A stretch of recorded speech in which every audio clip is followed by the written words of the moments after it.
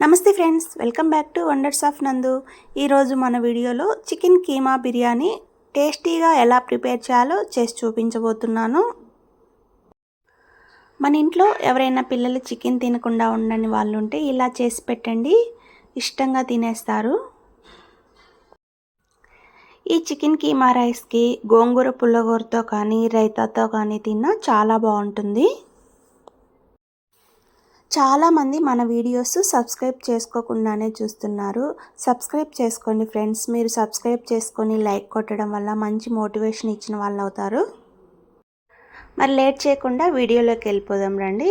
ఇక్కడ నేను బాస్మతి రైస్ను 2 కప్స్ తీసుకుంటున్నాను. మీరు రెగ్యులర్ రైస్తో అయినా చేసుకోవచ్చు. దీన్ని 2-3 సార్లు శుభ్రంగా కడుక్కొని హాఫ్ అన్ అవర్ పాటు నానబెట్టుకోండి. హాఫ్ అన్ అవర్ తర్వాత స్టవ్ మీద ఒక కడాయి పెట్టుకొని అందులో 3 స్పూన్స్ ఆయిల్ వేసుకొని ఆయిల్ బాగా హీట్ అయ్యాక హోల్ గరం మసాలా అంతా వేసుకోండి. చెక్క, లవంగం, యాలకులు, జాపత్రి, స్టార్ ఫ్లవర్ వేసి ఇవి కాస్త ఫ్రై అయ్యాక సన్నగా కట్ చేసి పెట్టుకున్న ఆనియన్, పచ్చిమిర్చి ముక్కలు వేసి వీటిని బ్రౌన్ కలర్ వచ్చేంత వరకు వేయించుకోండి. చూడండి, మంచిగా బ్రౌన్ కలర్ వచ్చేంత వరకు వేయించుకున్నాక ఇందులో కొద్దిగా అల్లం వెల్లుల్లి పేస్ట్ వేసి పచ్చి వాసన పోయేంత వరకు వేయించుకోండి. ఇందులోనే సన్నగా కట్ చేసిన టమోటా ముక్కలను వేసి మెత్తబడేంత వరకు వేయించుకోండి. చూడండి, టమోటా ముక్కలన్నీ బాగా మెత్తపడ్డాయి కదా. ఇప్పుడు ఇందులో రుచికి సరిపడినంత సాల్ట్, 1 స్పూన్ కారం పొడి, half teaspoon garam masala, 1 spoon dhania powder, half tablespoon jeera powder వేసి ఈ టమాటో పేస్ట్లో ఈ మసాలా అంతా బాగా మగ్గించుకోండి. అప్పుడే మనకు బిర్యానీ అనేది మంచి టేస్టీగా ఉంటుంది.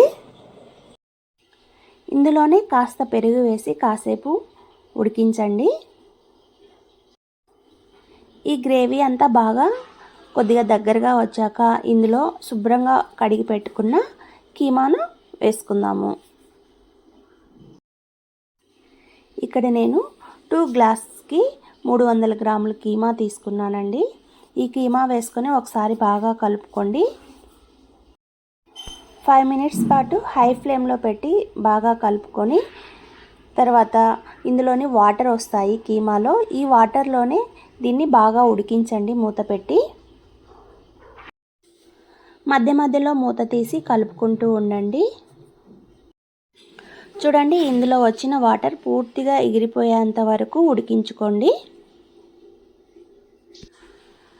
కీమా అనేది మనకు 90% ఇక్కడే ఉడికిపోతుందండి. ఇప్పుడు ఇందులో మనం ముందుగానే కడిగి పెట్టుకున్న రైస్ని యాడ్ చేసుకోండి. ఇందులోనే కొత్తిమీర, పుదీనా వేసుకొని దీన్ని ఒకసారి బాగా మిక్స్ చేసుకోండి. ఎక్కువ గట్టిగా మిక్స్ చేయకూడదండి, రైస్ అనేది ఇరిగిపోతాయి. కొంచెం లైట్గా మిక్స్ చేసి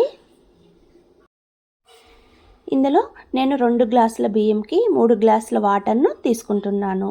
అంటే 1 గ్లాస్కి 1.5 కప్పు తీసుకుంటున్నాను. మీరు రెగ్యులర్ రైస్ వాడుకునేటట్లయితే 1 గ్లాస్కి 2 గ్లాసుల వాటర్ను తీసుకోండి.